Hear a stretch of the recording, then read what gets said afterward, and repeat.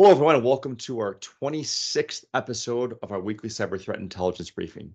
Today is November 20th, which is National Absurdity Day. Now, doing some research, I found this is kind of cool. Today is about bizarre occurrences in history. For example, this is going to shock y'all. In 1913, an 8-month-old baby in Ohio was mailed by his parents to his grandmother, who lived a few miles away.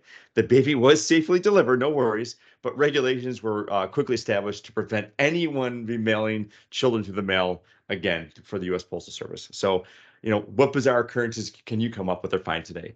That's the day today, National Absurdity Day. It's crazy. I love it. My name is Keith Wojcicki, Global Head of Threat Intelligence. This week, we're joined by Senior Vice President George Glass, Vice President Sarah Becker, Vice President Dave Truman, Vice President Mukesh Nagar, and Analyst Avery Hellwig from our Cyber Threat Intel team. So let's talk a little bit about news you can use for November 20th, 2023. So the FBI and CISA recently released an updated joint report outlining Royal Ransomware's tactics, techniques, and procedures, or TTPs, and indicators of compromise, or IOCs. Two additional items to note within the report is that Royal has been linked to more than $275 million in ransom demands and has a possible connection to Black Suit ransomware. So Lockbit ransomware attacks have been observed leveraging the recent Citrix bleed vulnerability, as we know it as CVE 2023-4966. They are targeting high-profile organizations such as the ICBC for data exfiltration and encryption. Threat actor access has been seen persistent even after retro patching for Citrix bleed. It is recommended to patch this vulnerability with urgency. Very important. Have any questions, make sure we contact Kroll. If unpatched, threat hunting or conduct threat hunting on vulnerable devices for suspicious activities. Next, Proofpoint has identified that KTA248 is known to be linked to the Blockbuster ransomware group. George's famous Qbot and Darkgate malware have begun using individual passwords to encrypt Picobot payloads, increasing the likelihood of spam campaigns. They're bypassing inline detection and making a change for their actors' capability.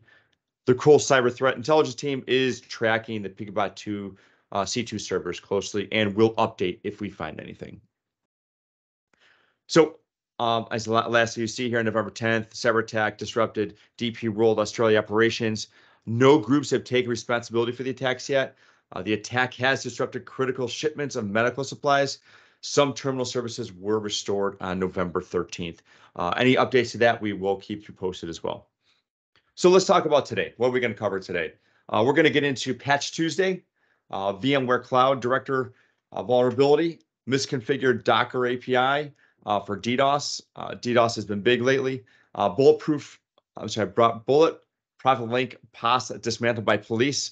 So Avery's going to talk a little bit about that, and then we're going to finally go on and gallop over to Sarah to talk about some ransomware roundup. So with that, let me turn over to George. George? Thank you very much, Keith. Yet another Patch Tuesday has come quicker than I expected. This month, 83 vulnerabilities have been fixed, 5 of them 0 days.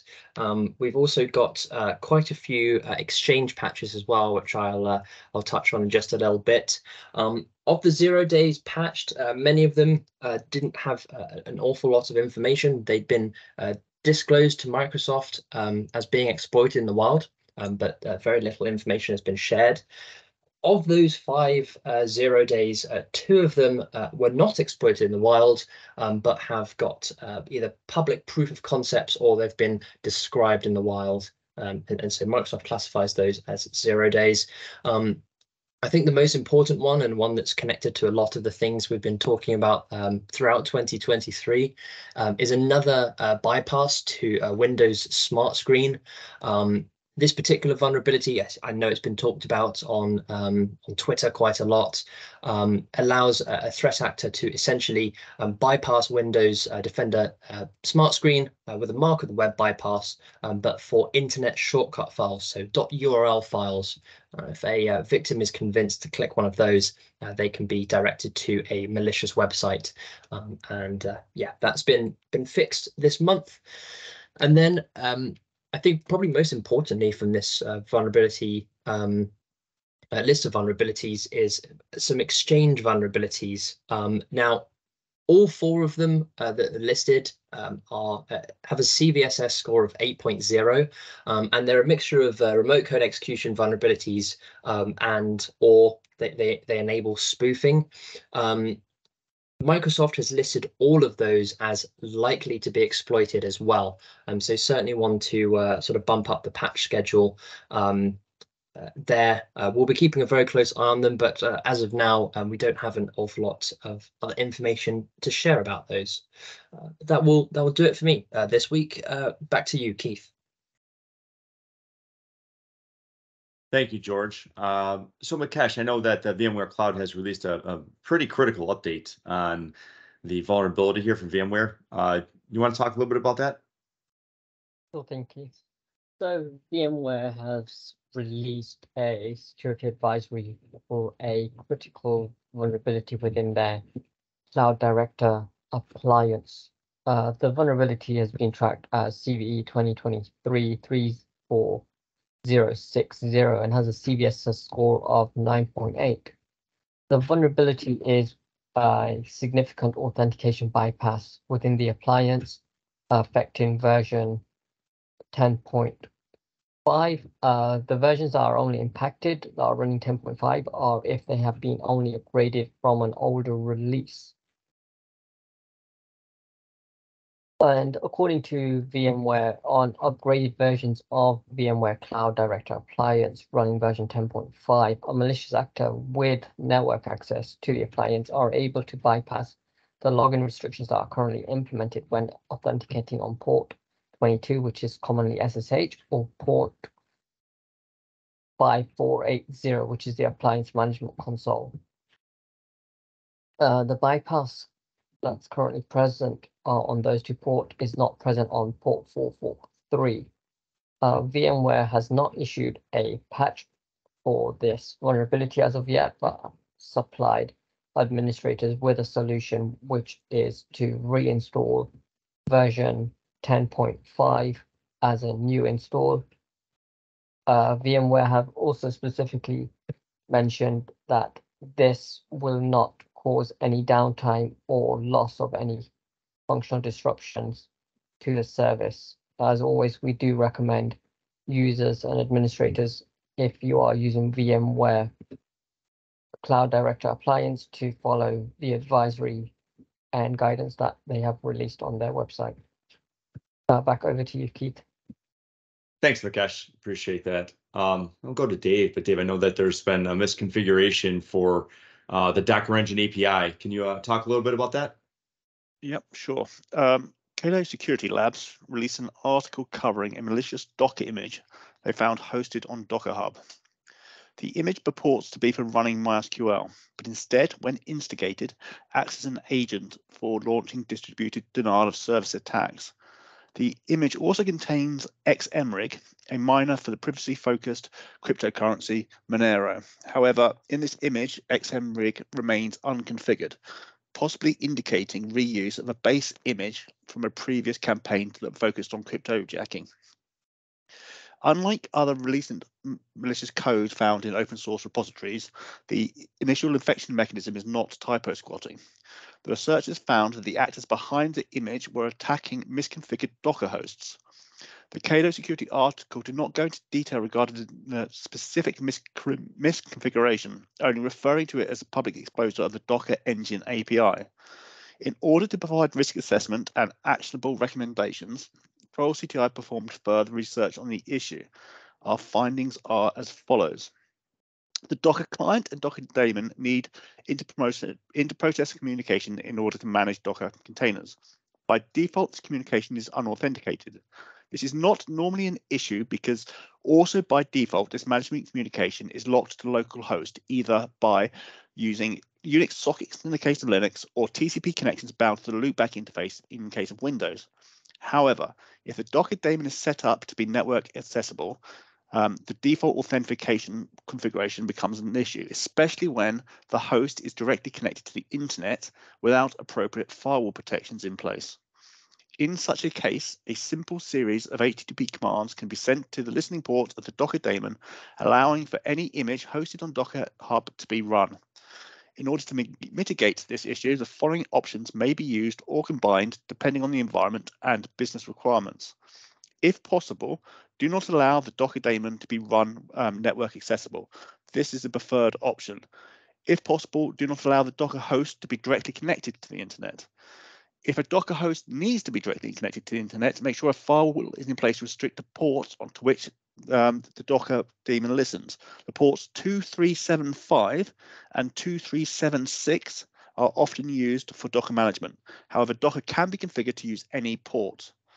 If Docker management over the internet is required, then SSL client certificates can be used for authentication. Docker provides documentation on how to set this up, a link to which is provided in our weekly report. It is also wise to audit, monitor, and restrict the Docker images in use in your environment to trusted ones and verified ones. Thank you, Keith. Thanks, Dave. Appreciate it.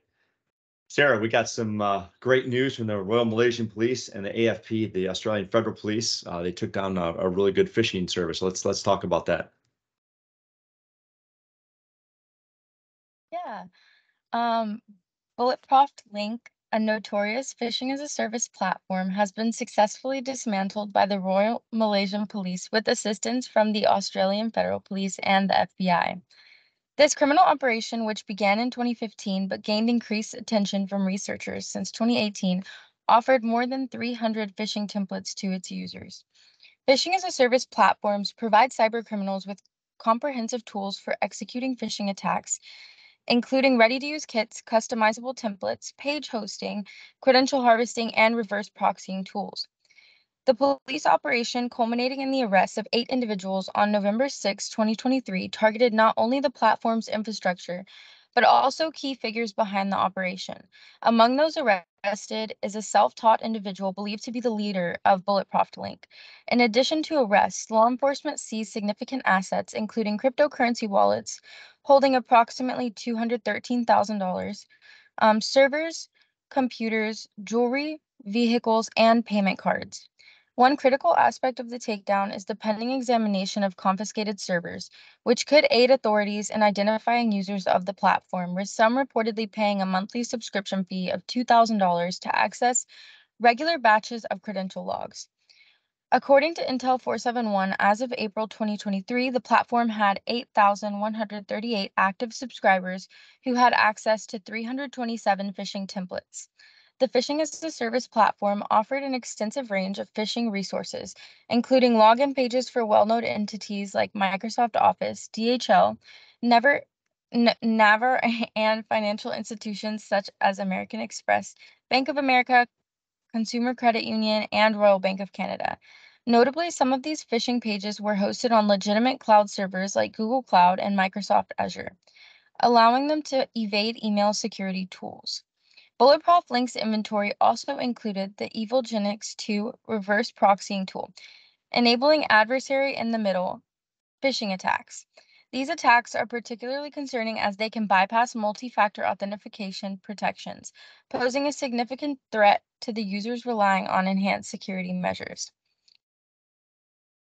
We do recommend that organizations closely examine authentication policies and take action to harden against these attacks.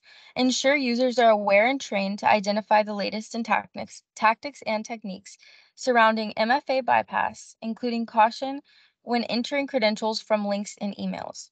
Implementing phishing-resistant authentication methods, especially for privileged users.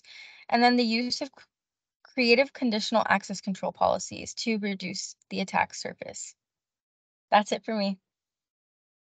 Thank you, Avery. My apologies for calling you Sarah earlier. I'm just really excited about what she has to talk about today. So let's canter over to Sarah's corner to talk about Ransomware Roundup. Sarah? Thank you, Keith. So Black Cat, also known as Alpha V, are attempting kind of a new extortion tactic. They posted on their threat site that they've obtained customer data and operational information from the company that they're threatening to post leaked data on their site unless a ransom is paid, which is a normal tactic for these ransomware groups. In their attempt at this new tactic, Black Hat has filed a complaint with the SEC against the victim company by stating that the company did not promptly disclose material related to cybersecurity incidents under item 1.05 of Form 8K within 4 business days of determining such incidents to be material. So within this post on Black Hat's site, they also included a screenshot of the complaint form for the SEC that they filled out, just to kind of show kind of proof that they are filing this complaint. This appears to be one of the first cases where a ransomware group has filed an SEC complaint against one of its victim companies. And, you know, we're saying this is just kind of like an additional scare tactic. According to researchers, the group conducted their attack, which apparently only involved data theft and actually no file encrypting ransomware. And this occurred on November 7th, and it was discovered the same day. So the new SEC reporting rules do not officially start until December 15th, 2023, which leads this again to the possibility that the ransomware group is just using this as a strategy of more of a warning to future and current victims, just as another tactic to expose them and kind of follow through with the ransom. That's all for me, Keith. Thank you very much, Sarah. Appreciate it. And a big thank you to everybody that's taken the time to tune into Kroll's weekly threat intelligence briefing. We hope you found the session informative. If you have any follow-up questions, please feel free to contact the team at cti@kroll.com. Big thank you to George, Mukesh, Dave, Avery, and Sarah. Enjoy the rest of your day. Happy Thanksgiving to those that are celebrating, and make sure you tune into next week. Go Bills.